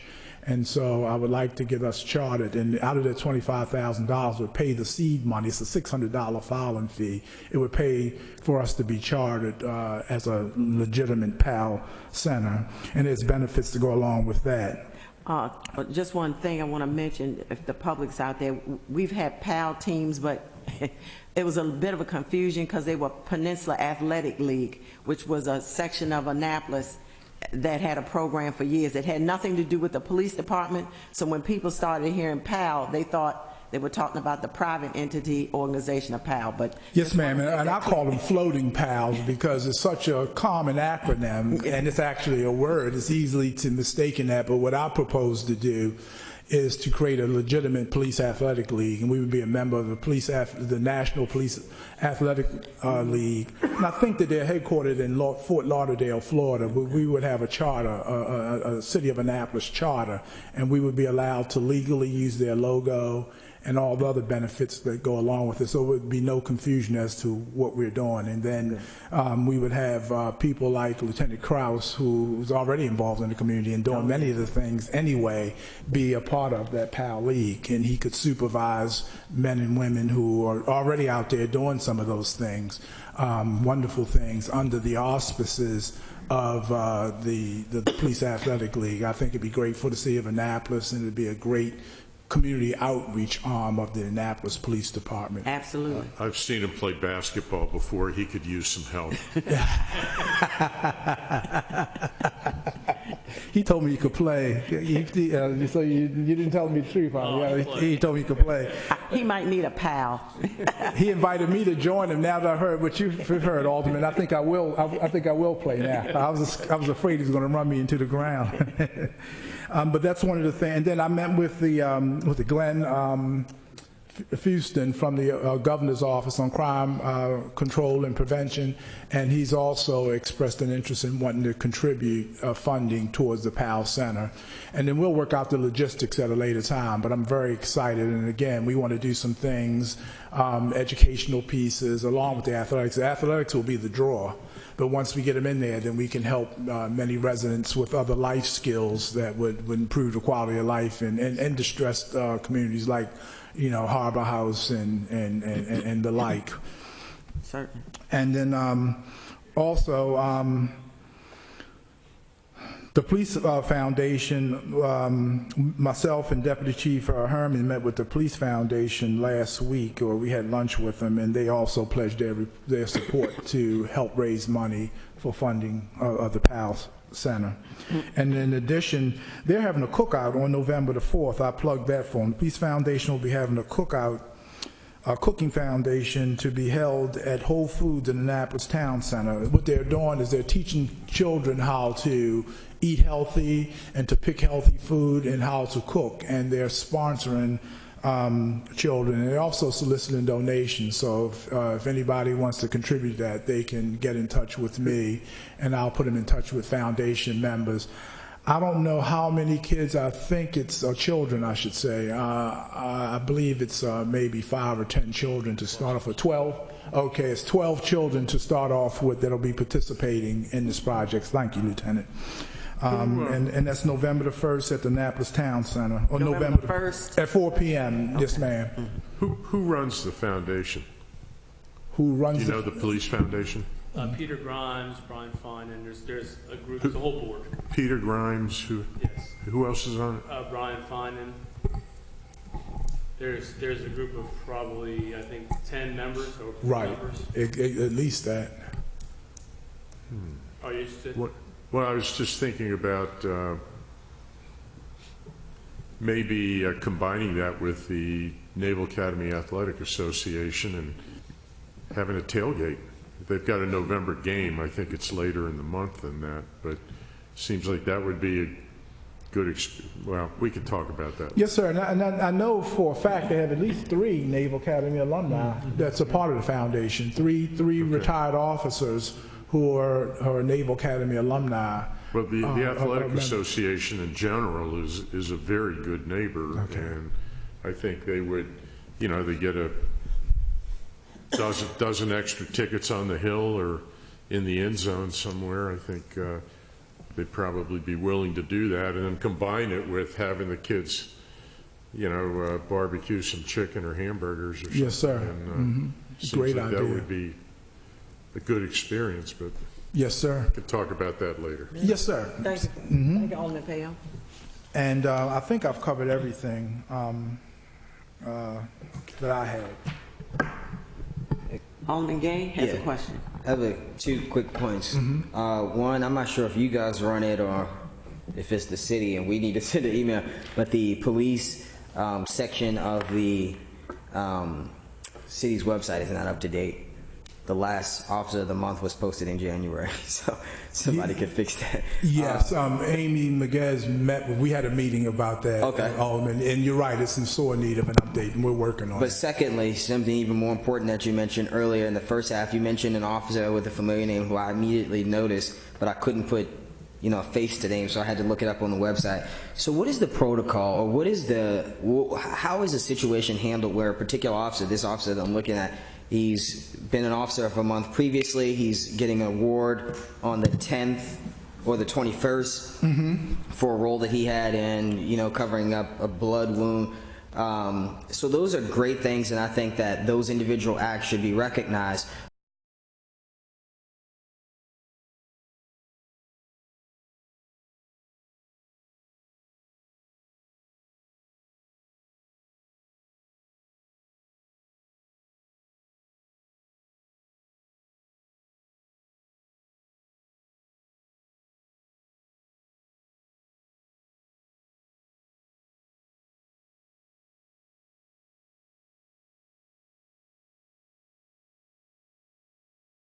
Yes, and one of the things I said to my command staff is that we have to make the awards, we have to spread it out, number one. Number two, I'm of the mindset, I thought based on the scenario that was presented to me and the evidence that was presented to me, that this officer was definitely deserving, because by all accounts he did save a life. But there's a lot of great work that many officers are doing in other wards and other parts that don't get noticed. It depends on the supervisor. And so what has to happen is that we have to shift the paradigm in the thinking. Certain supervisors recognize officers and certain supervisors don't. So we're going to rectify that, because you're right, there's some great work being done. Not only that, I noticed that the awards are generally given for life and death type situations, whether it be an arrest of an armed subject or some other kind of preventer. And that's great. I think we should continue that. But also, I want officers to be recognized and get ribbons for the good work that Lieutenant Krause does by taking young people and spending time with them, like movie night out and some of the other initiatives, the fishing trips and other initiatives. And we're going to expand that out. But I agree. If you look at all 8 wards, you'll find good work being done in all of them, and we just don't want the same people to be recognized without everybody should have a representative, and maybe we can talk about that too in the future. Maybe we can have some type of recognition based on... I'm still kind of confused on the question that I was asking. Okay. And so an officer is recognized for the you know, the good deeds that they've done.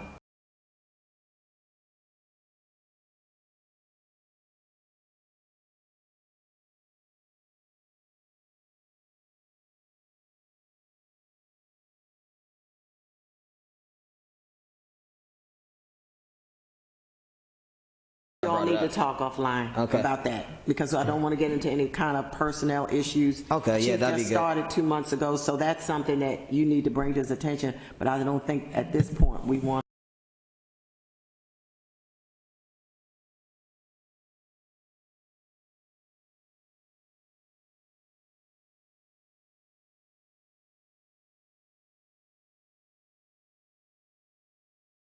have any official criteria for persons who get awards? Yes, ma'am. Yes, ma'am. We have a policy that governs it, and we also have, it's scenario-based. And I'll just say this real quick, Alderman Gay.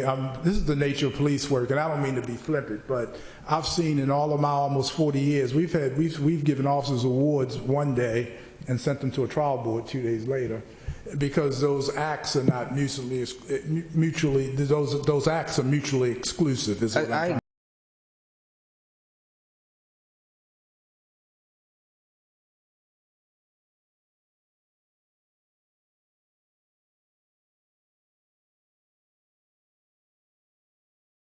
We'll talk about yes, sir. definitely. We don't want cliquish behavior or the same people being recognized, or we want to make sure that we present Annapolis in the best light. So I look forward to talking about that. Definitely, yeah. I think we're meeting Thursday, actually. Yes, absolutely. Good. All right, very good. Yes, please continue. Oh, I think that was all that I had, and then the did you know, I'll turn that over if that's acceptable. Absolutely. And let the deputy chief talk about that as well as Miguel Dennis. For those of you who don't know Miguel Dennis, he was the director of our professional standards unit, but since Chief Jackson's arrived, Chief Jackson, part of his strategic plan is to build out a whole series of internal controls, inspections, validations, verifications. And one of the key components of that is what Mr. Dennis does now, which is the CALIA, which is the accreditation, which I just want to do the intro to introduce him to what he does, how he does it, and the process that we're currently going through. First, I would like for Mr. Dennis to give us his background. I think that's extremely important. Oh, thank you, ma'am. First of all, good evening, everyone. Particularly want to congratulate Alderman Gay on his election. I'm sure you'll be a good representative for Ward 6. My background, 32 years in law enforcement, former captain with the Maryland State Police. Should have been a major, but that's another story.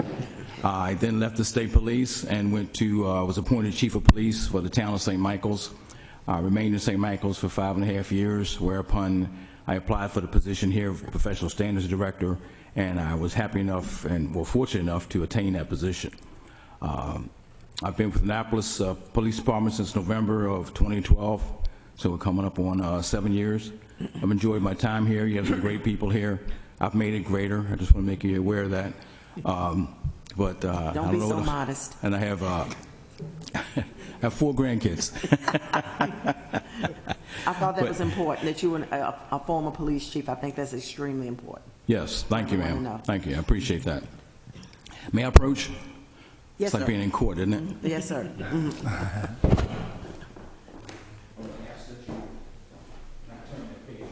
Okay.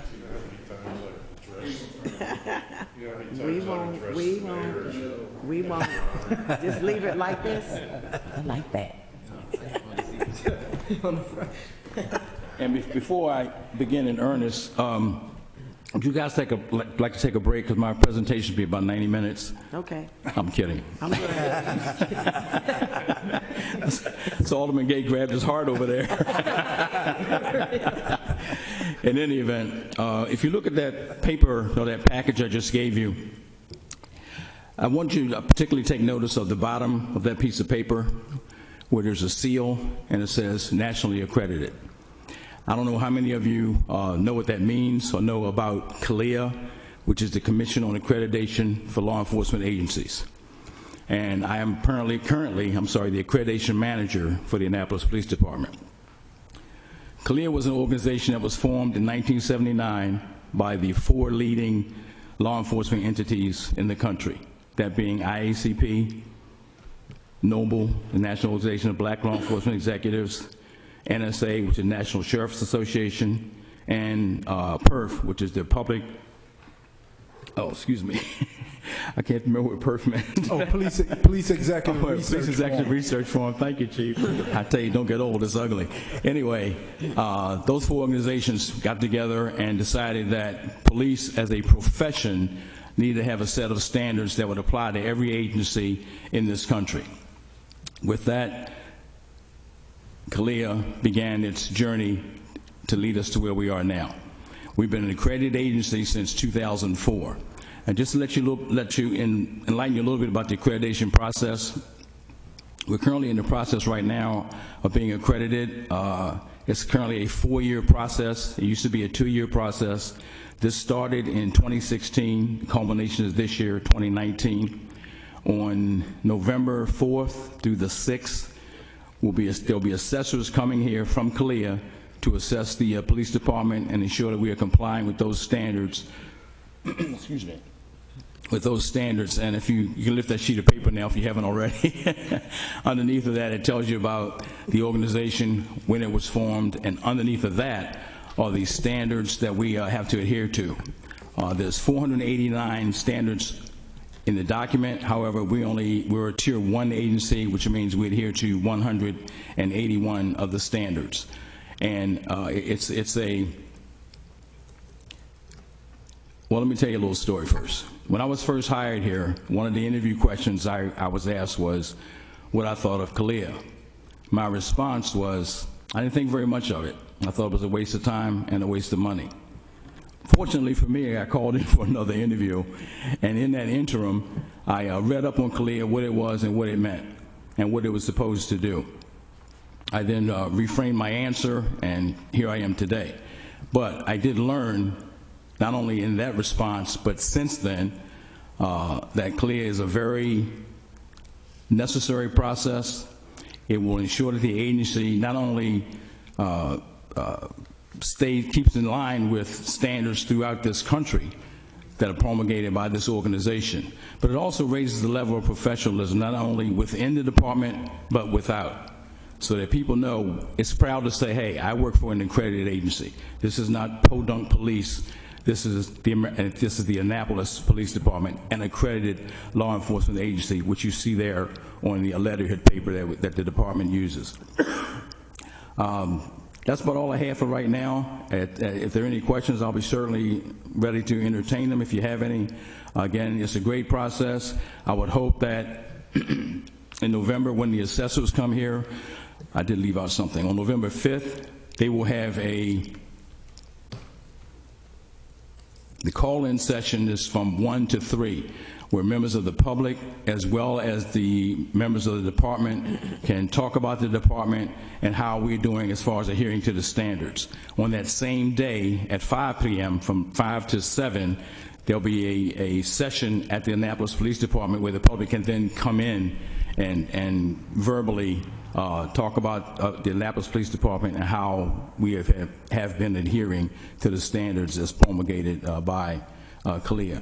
There will be a press release coming out this week or some kind of press announcement. It'll also be an announcement on our Facebook and other social media pages to make everyone that we can aware of the process and the upcoming assessment. Thank you. One other thing I want to mention, and I do want to mention this, I am personally glad that Mr. Dennis is here. A couple of years ago, we almost lost him. But that all got worked out. Yes, ma'am, it did. Thank you. And he's still here. So I just want to make that clear. Thank you. Thank you. Yes, ma'am. And we're going to look at the policies and the procedures, things centered around the Fourth Amendment and all those things, because it goes back to what Major Herman said, that part of being accredited is like a college or university. You have to do a self-study, have standards, have policies that you can test against. Test against meaning you can measure their effectiveness through your outcomes. The outcomes can be a broad range of things, how we arrest, our use of force policies, our training guidelines, things of that nature. And so that's all determined by those standards set forth in CALEA. So it provides a great template as to how we should operate as an agency in terms of being on the cutting edge of what America wants in its law enforcement agency. It's a national accreditation, and it is an honor for Annapolis, and thanks to the good work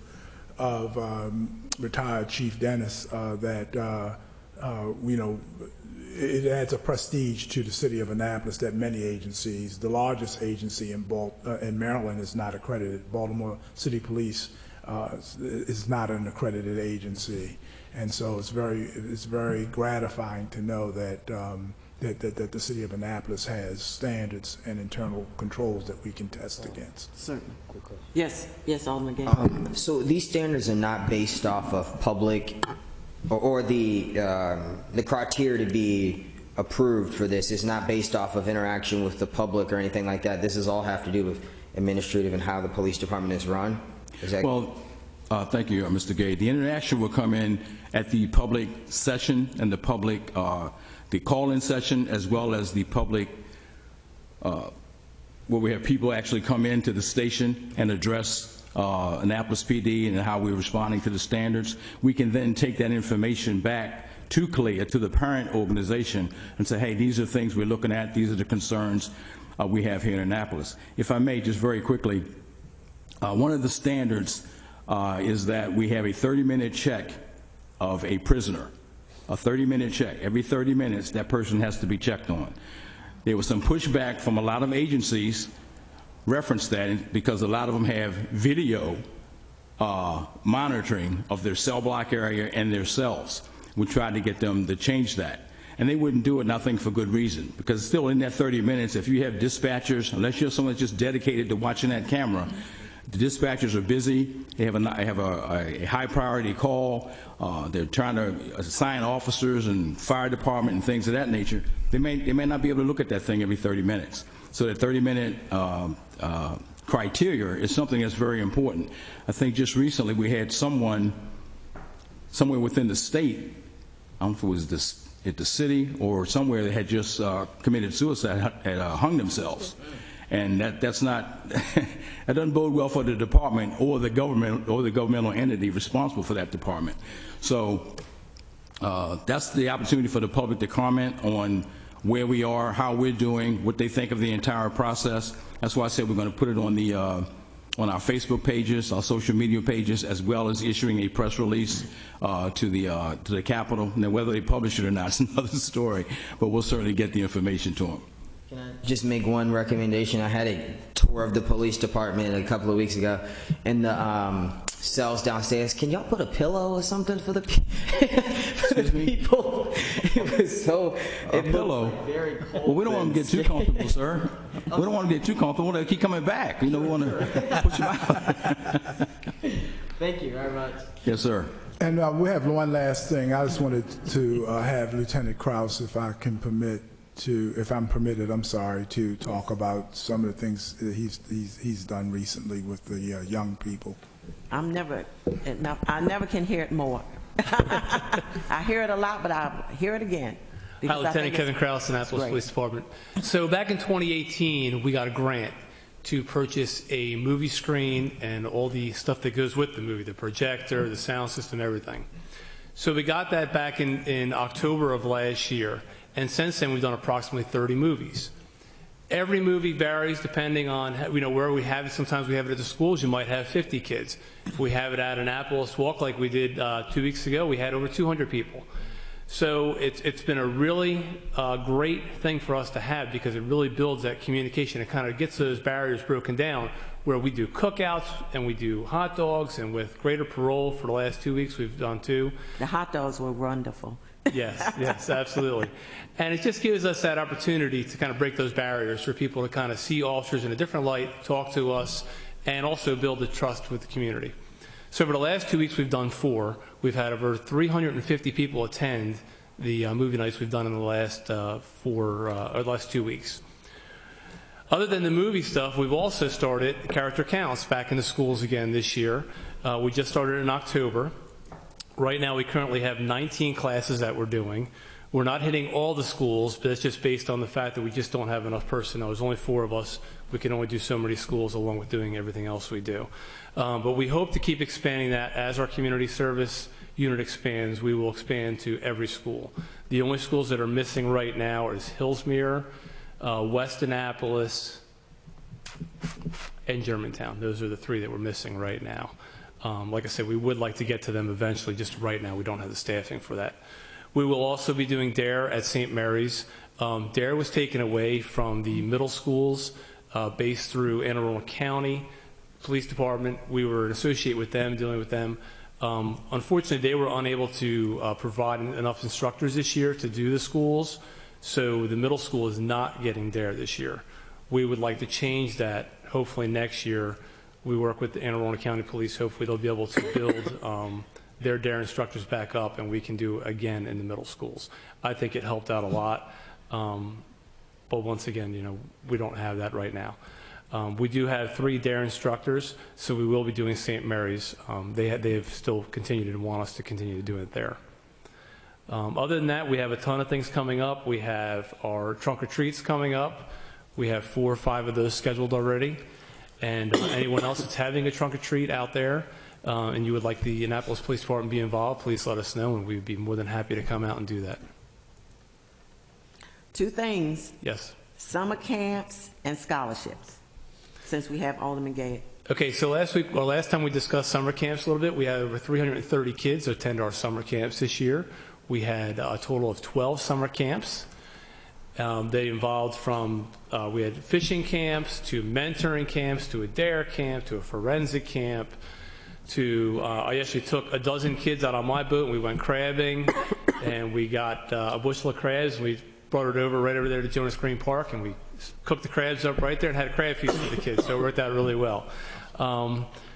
We just, you know, as we did almost a camp almost every single week up until the last 2 weeks. And then we had other activities. We have our kids club, which we take them, every other month we take them to an event.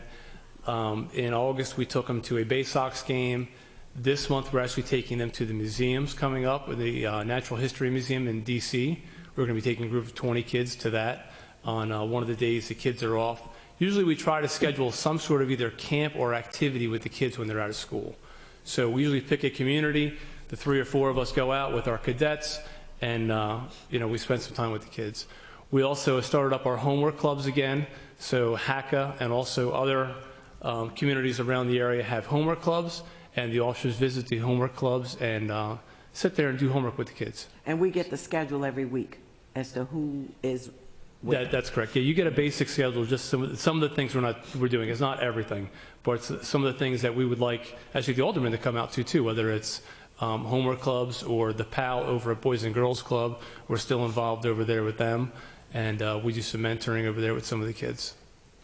Scholarships and Explorers. So scholarships. So last year we gave out 9 $1,000 scholarships. We had an event last February and we raised over $20,000. We're hoping to do that event again this year, either February or March, and hopefully we can raise some more money for that. We'd like to continue that. We usually give out 2 $1,000 scholarships. This past year we had an anonymous donor donate another $5,000 for the victims of the Capitol Gazette shooting.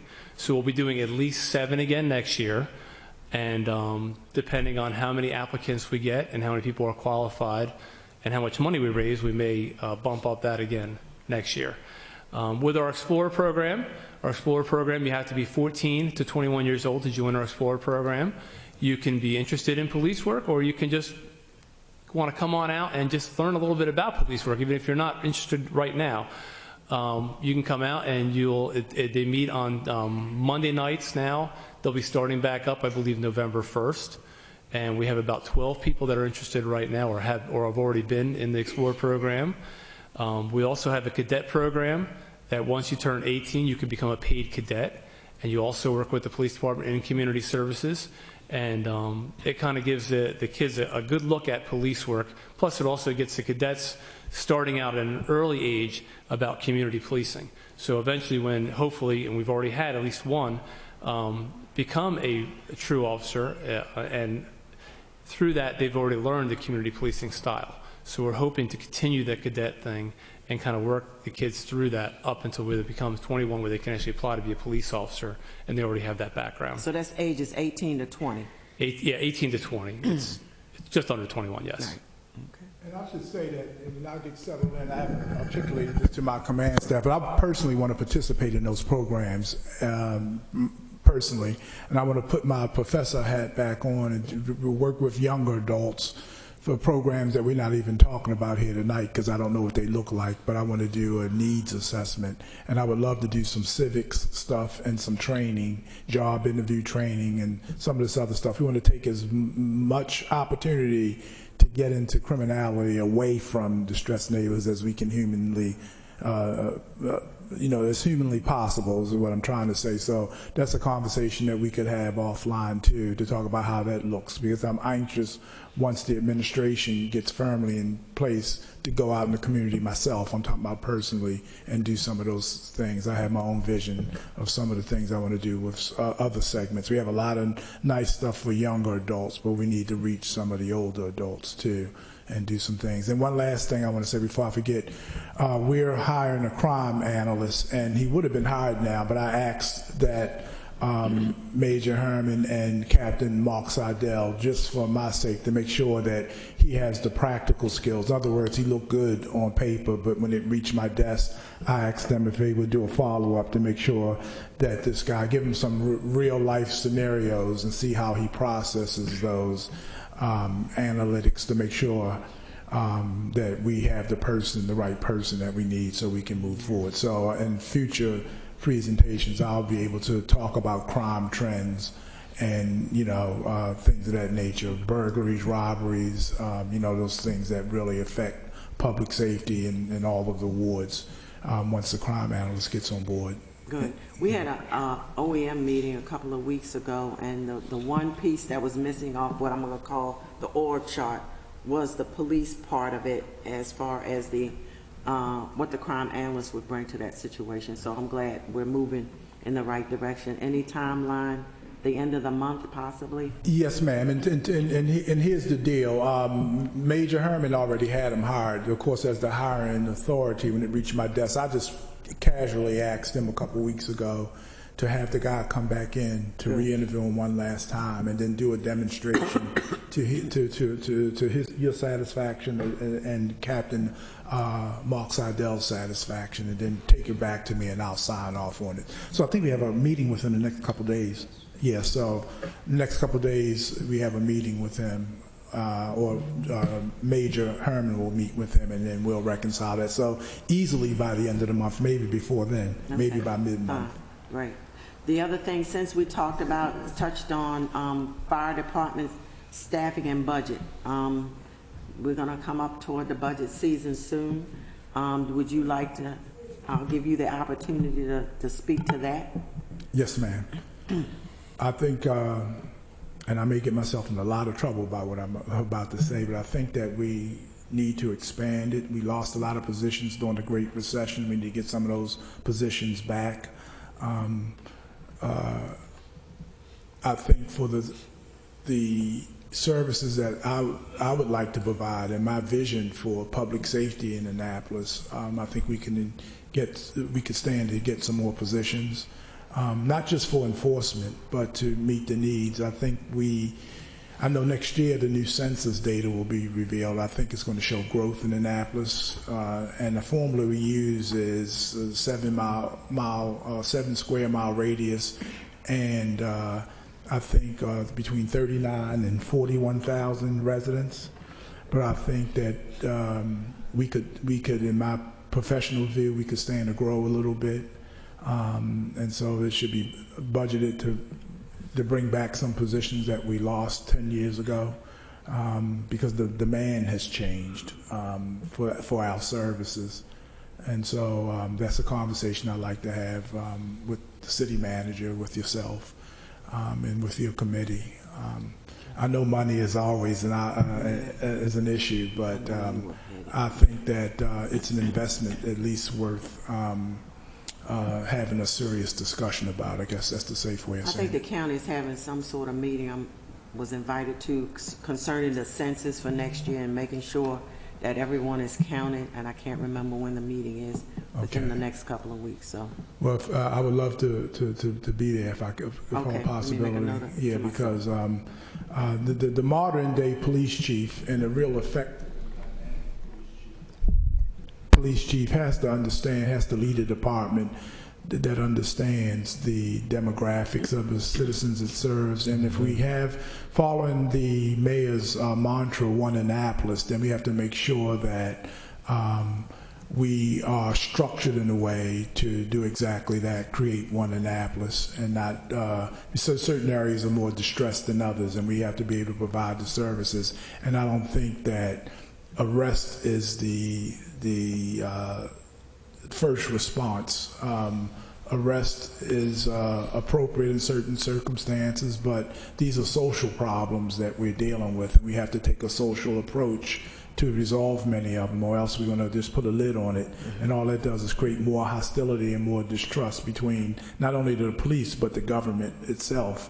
And so we need to have a serious discussion as to how we want that to look. And I'll say this, and I promise you I won't be long-winded. I want to go on the record as saying I love good police work. When somebody poses a public threat and we get them off the street, that's what you hired us to do. That's why you give us guns and badges and handcuffs. But I do also recognize that if we don't take the right sociological approach, like what Lieutenant Krause does by reaching these young people and letting them know that we're not the enemy, we're here to provide public safety, then it'll continue to be that gap. And so I like the model that we're currently using, community policing model, that says, hey, we do operate under the rule of law in this country, in this city, the state, and this country, so you can't just go out and create havoc in community using handguns to settle disputes and victimizing the elderly and molesting children and all those other horrible things. But at the same token, most of them are social problems, and we can see many of those problems coming. We just have to take the right collective approach, and we play a key role, but it's not entirely our role because we're ill-equipped to deal with all the social problems that create the neighborhood distress in many of our communities. So I like to have a separate conversation about that and structure the police department in a way that we provide the right outreach. So when we do have to make the tough decision to take somebody's freedom, we also it's noted that we're a police department that goes into the community first with trying to help them resolve their problems, not be occupiers of the neighborhood once it's experiencing problems. Okay. Thank you, Chief. Alderman Gay. I agree wholeheartedly with the last statement that you said in terms of some of these are social issues, and arrests, in my opinion, should not always be the first option. But I think my concern, and something that we can talk about more Thursday, is that although you share these ideas and we share this, the same like-mindedness in terms of criminal justice, my worry and what I'm afraid of is that it won't trickle down to the rest of your department. But I think that's something that we can talk about, though.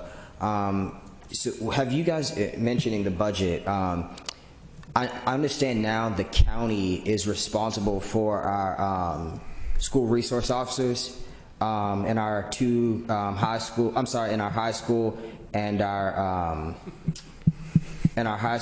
our two middle schools.